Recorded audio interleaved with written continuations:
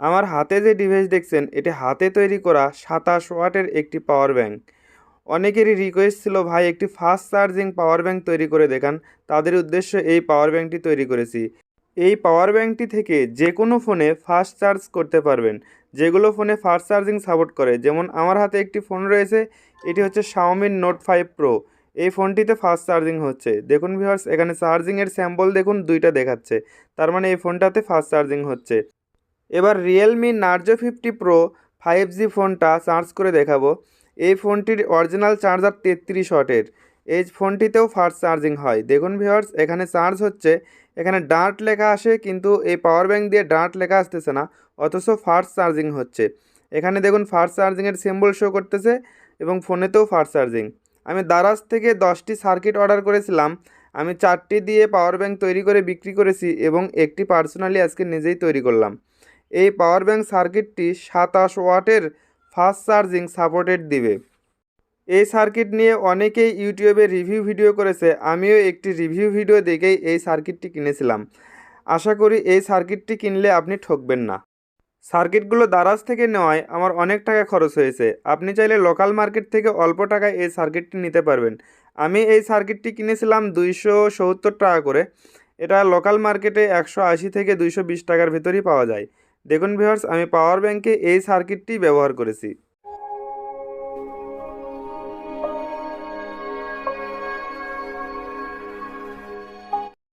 সার্কিটটি সম্পর্কে কিছু কথা না বললেই নয়। এর আগে আমি অনেক সার্কিট ব্যবহার করেছি, কিন্তু এই সার্কিটের মতো এত ভালো সার্কিট আমি কখনো দেখিনি। ডিসপ্লে সহ SW6106 এই মডিউলটি অসাধারণ। এই সার্কিটে হিট একদম কম হয় অন্যান্য সার্কিটের তুলনায়, এবং অনেক সার্কিট রয়েছে সার্কিটে ব্যাটারি কানেকশন যদি উল্টা হয় তাহলে নষ্ট হয়ে যায় সাথে সাথে, কিন্তু এই সার্কিটটি সহজে নষ্ট হয় না। দীর্ঘ 6 মাস যাবৎ সার্কিটটি এই অবস্থায় ব্যবহার করেছি। এই সার্কিটটি থেকে আমার যা অভিজ্ঞতা সব কিছু এই ভিডিওতে শেয়ার করব। পাওয়ার ব্যাংকের বক্স হিসেবে ব্যবহার করেছি পিভিসি পাইপের শিট। আমি পাইপ গলিয়ে এইভাবে সোজা করে তারপরে পাওয়ার ব্যাংকের এরকম একটি কেসিং তৈরি করে নিয়েছি। আর এখানে সুইচের নব হিসেবে ব্যবহার করেছি সুপার গ্লু আঠার এই পিনটা। এর আগেও পিভিসি পাইপ দিয়ে আমি অনেক কিছু তৈরি করেছি। ওয়াইফাই রাউটার তৈরি করেছি, ওয়াইফাই রাউটারের জন্য মিনি ইউপিএস তৈরি করেছি, আজকে পাওয়ার ব্যাংক তৈরি করলাম। আসলে পিভিসি পাইপ দিয়ে অনেক কিছুই বানানো সম্ভব। বুদ্ধি থাকলে কথা নাই, বুদ্ধি থাকলে শ্বশুর বাড়িতেও করে খাওয়া যায়, সেরকম অবস্থা। দেখুন ভিউয়ার্স, আমি এখানে 3টি স্যামসাং কোম্পানির 4500 মিলি অ্যাম্পিয়ারের ব্যাটারি ব্যবহার করতেছি। আপনি চাইলে যে কোনো লিথিয়াম ব্যাটারি এখানে ব্যবহার করতে পারবেন। অনেকেই ফাস্ট চার্জিংয়ের এই সার্কিটগুলো কিনে ভালো পারফরমেন্স পাচ্ছেন না, ফাস্ট চার্জিং হচ্ছে না। তাদের অনেক ভুলের কারণে এরকম সমস্যা হয়। ভুলটা হচ্ছে অনেকেই একটি ব্যাটারি ব্যবহার করে। আপনি যদি 10,000 মিলি অ্যাম্পিয়ারের একটি ব্যাটারি ব্যবহার করেন তাহলেও দেখবেন যে ফাস্ট চার্জিংয়ে অনেক অসুবিধা হবে। তবে আপনি 3000 মিলি অ্যাম্পিয়ারের যদি 3টি ব্যাটারি ব্যবহার করেন তাহলে ঠিকঠাকই ফাস্ট চার্জিং হবে। আর আরও কিছু করণীয় আছে, সেটা আমি দেখাইতেছি। আপনি যে ব্যাটারিটা ব্যবহার করবেন সেই ব্যাটারি থেকে কেবলটা এরকম চিকন কেবল ব্যবহার করলে হবে না। আমি এই কেবলগুলো কেটে ফেলবো, কারণ এই কেবলগুলোর কারণে আমার ফোনে চার্জ উঠতে একটু সময় লাগে। আমি এর চেয়ে দামি কেবল ব্যবহার করব। অবশ্যই এরকম মানের কেবল ব্যবহার করবেন। আপনি চাইলে এর চেয়েও বেশি ফেসওয়ালা অথবা মোটা তার ব্যবহার করতে পারবেন। আর যত সম্ভব ব্যাটারি থেকে সার্কিটের দূরত্বটা কম রাখবেন। দেখুন আমি একদম ছোট কেবল ব্যবহার করেছি। এরকম ছোট কেবল ব্যবহার করলে আপনার ফাস্ট চার্জিংয়ে কোনো অসুবিধা হবে না। দেখুন ভিউয়ার্স, এখানে সার্কিটের সাথে ব্যাটারির কানেকশন লাগানো কমপ্লিট। মোটামুটি 76% চার্জ রয়েছে। এখানে আরও কিছু কাজ বাকি রয়েছে। এই যে এই তারটা দেখছেন লাল কালারের, এই তারের অনেক কাজ রয়েছে। এখানে যদি আপনি এই আইসির ওপরে এই জিনিসটা দেন তাহলে ওভারহিট হলে অটোমেটিক বন্ধ হয়ে যাবে। আমি আইসির ওপর দিব না, আমি দিব ব্যাটারির ওপরে। হয়তো আমি এখানে 3টা ব্যাটারি চার্জ করতেছি, আমার ব্যাটারি কোনোটার যদি সমস্যা থাকে ওভার চার্জ হয়ে ব্যাটারি যাতে গরম হয়ে আমার আউটপুটটা অফ করে দেয় অথবা ইউপিএসটা পাওয়ার ব্যাংকটা অফ করে দেয়, সেই কারণে আমি এটা ব্যাটারির ওপরেই রাখবো। দেখুন আমি ব্যাটারির ওপরে আঠা দিয়ে আটকে দিয়েছি। এখন ফুল প্রোটেকশন থাকলো। যদি আমার এখানে চার্জ হতে হতে ব্যাটারি গরম হয়ে যায় তাহলে চার্জ নেওয়া বন্ধ করে দিবে, অথবা আউটপুট দিতে দিতে যদি আমার ব্যাটারি গরম হয়ে যায় তাহলে এখানে এই পাওয়ার ব্যাংকটা অফ হয়ে যাবে। দেখুন ভিউয়ার্স, মোটামুটি ইউপিএস বানানো কমপ্লিট। এবার এই ফোনে ফাস্ট চার্জিং হয় কিনা এটা দেখাবো। এখানে দুইটি পোর্ট রয়েছে, প্রথমটা হচ্ছে নর্মাল পোর্ট। আমি প্রথম পোর্ট দিয়ে চেক করে দেখাইতেছি। দেখুন এখানে নর্মাল চার্জ হচ্ছে, ফাস্ট চার্জিংয়ের কোনো অপশন এখানে নাই।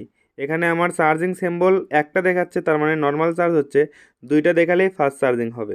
আমি দ্বিতীয় নাম্বার পোর্টে লাগাইতেছি।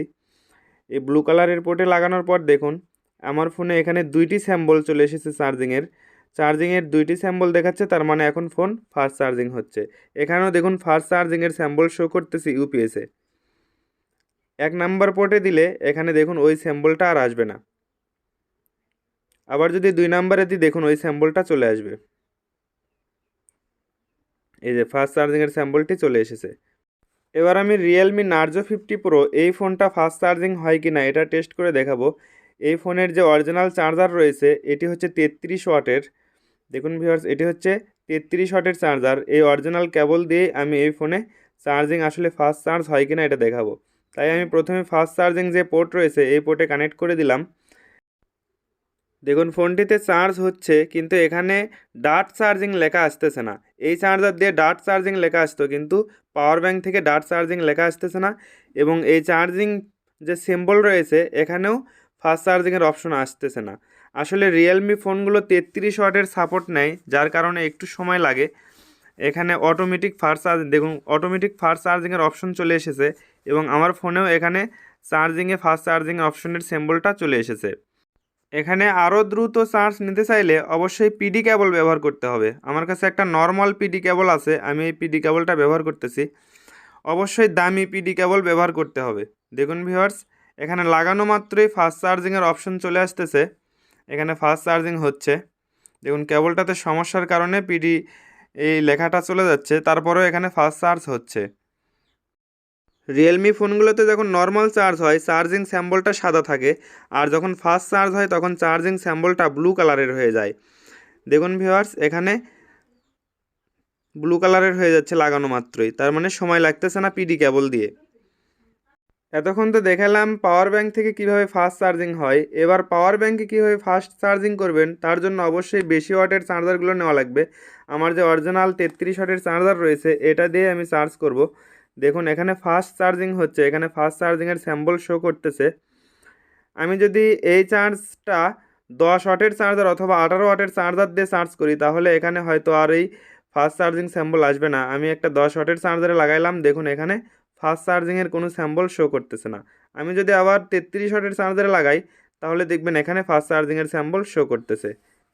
ভিডিওটি ভালো লাগলে অবশ্যই একটি লাইক করবেন, আর এই পাওয়ার ব্যাংকটি দেখতে কেমন হয়েছে অবশ্যই কমেন্ট করে জানাবেন।